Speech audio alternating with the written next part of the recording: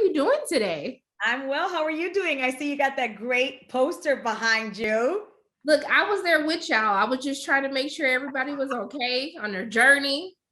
Everybody made it say, I'm just trying to make sure everybody was doing all right. We did it. I like this eyeshadow. Okay. Thank you. Give me a good It's piece. not me, believe me. Somebody did that for me. I wouldn't even know what to do. Well, you still rocking it, so that's all Thank that you. matters. One of the things that I love about this film is it talks about how we always feel like we have to have this superpower, this out of the world type of thing in order to really change someone or change the world. And what I wanted to know for you is like, what is your real life superpower and why? I think that I don't have any superpowers. What I have is courage and heart, and that's and that is my superpower, right? That's what the movie says, and that's what I love so much. Like you, I love that message from that movie because sometimes we feel that if we're not in a certain position, we can't do something. If we don't have this, we can't get it done. And here are these little mammals, a zorilla, two possums, and a weasel, and here they are understanding that they have courage and heart, and those are their superpowers, and they can make a difference. So I think my superpower is just, having courage. That's been my superpower my whole life.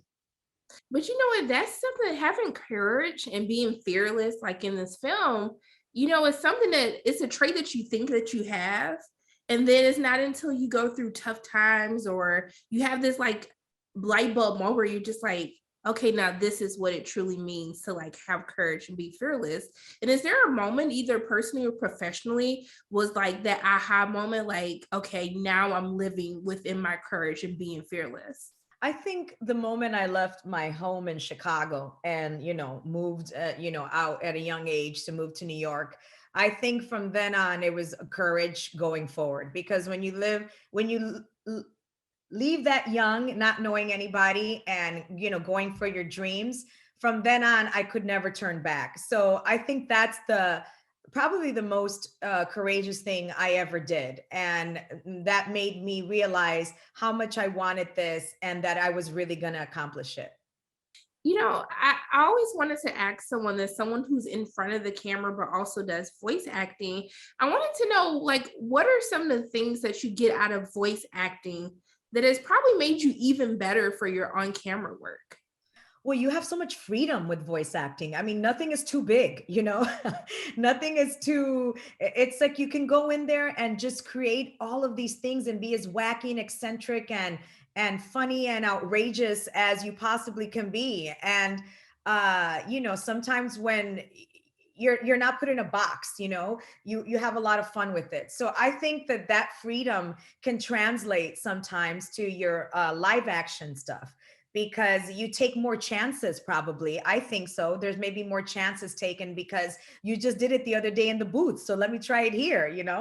What does the process look like? There's a process of getting into your character when you're on screen, but does that process change when you're like prepping for voice work for becoming your character?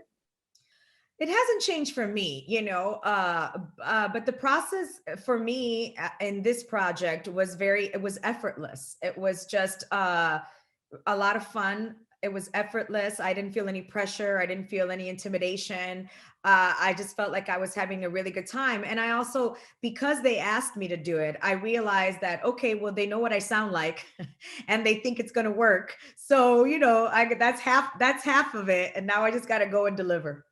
Well, look, I just wanted to tell you that I'm so grateful that you took the time to speak with me. I'm just sending love and light your way, and I hope you have a great, amazing rest of your day. Thank you, love. I appreciate it. You too. And thank you for this beat again.